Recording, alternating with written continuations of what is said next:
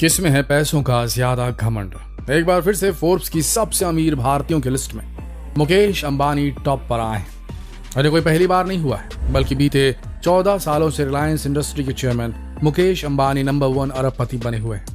सिर्फ भारत ही क्यों, मुकेश अंबानी तो पूरे एशिया के सबसे अमीर शख्स हैं। लेकिन दोस्तों, क्या कभी आपके मन में यह सवाल नहीं आया कि अमीरी की इस लिस्ट में टाटा ग्रुप के चेयरमैन रतन टाटा का नाम क्यों नहीं नजर आता?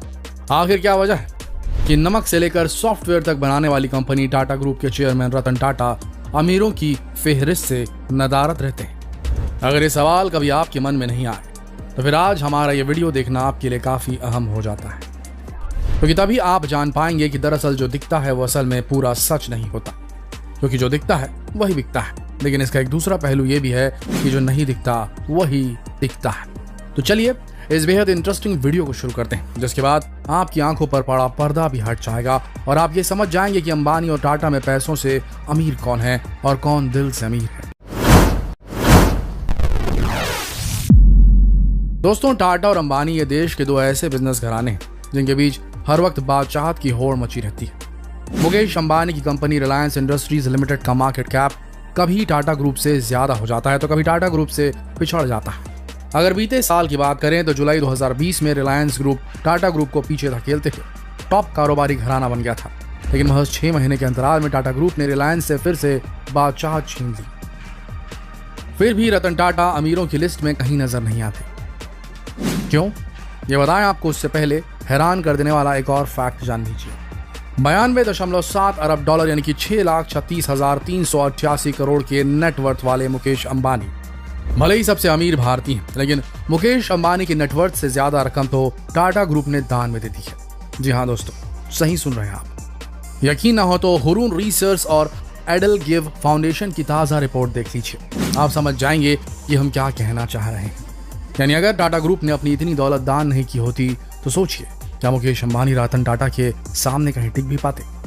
यही नहीं, कोरोना महामारी से लड़ाई में टाटा समूह ने पिछले साल मार्च में 1500 करोड़ रुपए दान किए।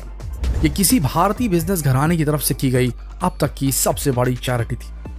दोस्तों, हर वक्त मीडिया में छाए रहने वाले मुकेश अंबानी के पास इस वक्त 6 बड़ी कंपनियां हैं, लेकिन दूसरी तरफ लाइमलाइट से हर वक्त दूर रहने वाले रतन टाटा के पास 135 कंपनियां हैं। अब विडंबना देखिए कि जिस शख्स के पास महज 6 कंपनियां हैं वो एशिया का सबसे अमीर शख्स है, लेकिन जो 135 कंपनियों का मालिक है, अमीरी में उसका नंबर कहीं नजर नहीं आता। तो चलिए इसे समझने के लिए पहले हमें इन दोनों बिजनेस घरानों के इतिहास पर गौर फरमाना होगा। टाटा एक कंपनी जिसने महज 21,000 रुपए से अपने बिजनेस की शुरुआत की और आज ये कंपनी 5 लाख करोड़ रुपए से भी ज्यादा की हो चुकी है। साल 1839 में रतन टाटा के परदादा जमशेद जी टाटा ने सिर्फ 21,000 रुपए से एक कंपनी की शुरुआत की थी।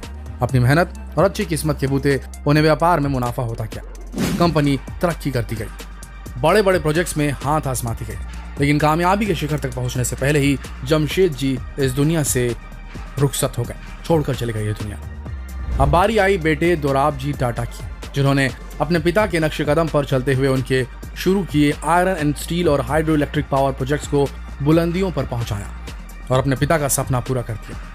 ये वो वक्त था जब टाटा ग्रुप 14 कंपनियों की मालिक बन चुकी थी। फिर साल 1932 में दोराब जी टाटा भी चल बसे। अब कंपनी की जिम्मेदारी जहांगीर रतन जी दादा भाई टाटा के कंधों पर आ गई। उन्होंने परिवार की लेगेसी को मेंटेन करते हुए टाटा ग्रुप की कंपनियों की संख्या 95 तक पहुंचा दी, 95 कंपनीज।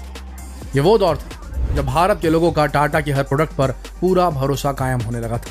अब तो JRD टाटा ने देश की पहली एयरलाइन टाटा एयरलाइंस भी शुरू कर दी, जिसे बाद में भारत सरकार ने अपने कंट्रोल में ले लिया और उसे एयर इंडिया बना दिया। हालांकि अभी एक हफ्ते पहले फिर से एयर इंडिया को चलाने का जिम्मा टाटा ग्रुप को दे दिया गया।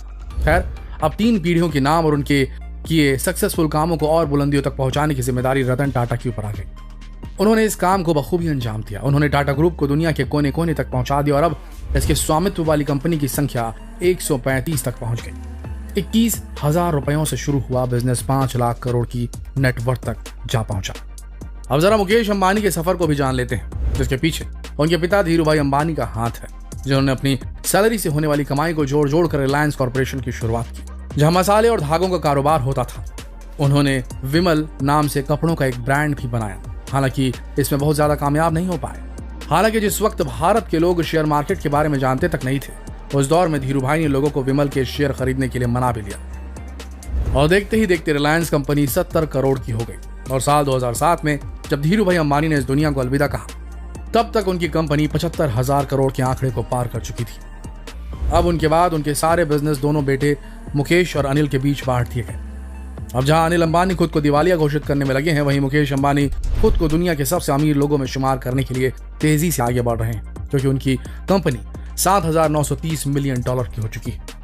अब मुकेश अंबानी और रतन टाटा के बीच हेड टू हेड कंपैरिजन कर लेते हैं कि आखिर कैसे सिर्फ 6 कंपनियों के बूते मुकेश अंबानी एशिया के सबसे अमीर शख्स बने हुए हैं और 135 कंपनियों का मालिक होने के बावजूद रतन टाटा अमीरों की लिस्ट में कहीं नजर नहीं आते। दरअसल इसके पीछे एक बहुत बड़ा पेंच है दोस्तों, वो ये कि मुकेश अंबानी रिलायंस इंडस्ट्रीज में 48% शेयर के मालिक है। इसका मतलब यह हुआ कि रिलायंस की जितनी भी कंपनियां हैं उन सब में लगभग आधे के मालिक मुकेश अंबानी खुद है। यही बात उन्हें एशिया का रिचेस्ट पर्सन बना देती है। अब बात रतन टाटा की करें तो आप जानकर हैरान रह जाएंगे कि टाटा ग्रुप में रतन टाटा के मालिकाना हक की हिस्सेदारी 1% से भी कम, यानी रतन टाटा टाटा ग्रुप के 1% से भी कम शेयर के मालिक है। अब सबसे ज्यादा हैरान करने वाला फैक्ट सुन लीजिए दोस्तों, टाटा ग्रुप का 66% शेयर टाटा ग्रुप के ही अलग अलग ट्रस्टों को दान में दे दिया जाता है, जैसे sir Ratan Tata trust, sir Dorabji Tata scholarship, Tata education and development trust and so on. इसका सीधा मतलब यह हुआ कि टाटा ग्रुप से जितनी भी कमाई होती है उसका 66% इस देश के बच्चों की पढ़ाई, गरीबों की इलाज और आम हिंदुस्तानियों की जिंदगी को बेहतर बनाने के लिए दान कर दिया जाता है। तो क्या समझे दोस्तों, टाटा ग्रुप की 135 कंपनियों से जितनी भी कमाई होती है, जितना भी प्रॉफिट मिलता है, उसका इस्तेमाल रतन टाटा अपनी अमीरी को दिखाने या लाइमलाइट में बने रहने के लिए नहीं करते, बल्कि इससे आम हिंदुस्तानियों के जीवन को सुधारने के लिए करते हैं। टाटा ग्रुप का आधे से ज्यादा पैसा भारत के लोगों के बेहतर स्वास्थ्य, बेहतर शिक्षा और बेहतर जिंदगी के लिए खर्च होता है। वरना अगर रतन टाटा सिर्फ ट्रस्ट को दिए जाने वाले शेयर अपने पास रखते तो मुकेश अंबानी अपना पूरा जोर लगाकर भी उनके आसपास तक नहीं फटक पाते।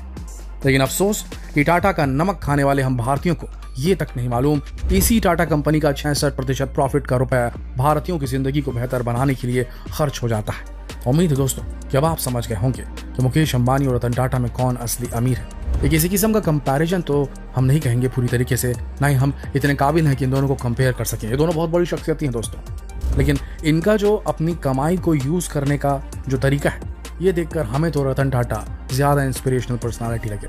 आपको कौन पसंद आया कमेंट में जरूर बताएं और जितना हो सके इस अति इंटरेस्टिंग और अति जानकारीप्रद वीडियो को शेयर करना ना भूलें, फेसबुक पर, व्हाट्सएप पर, यूट्यूब पर। कल फिर मिलेंगे एक और रोचक जानकारी के साथ। तब तक के लिए आप सबका इस वीडियो के अंत तक बने रहने के लिए दिल से धन्यवाद।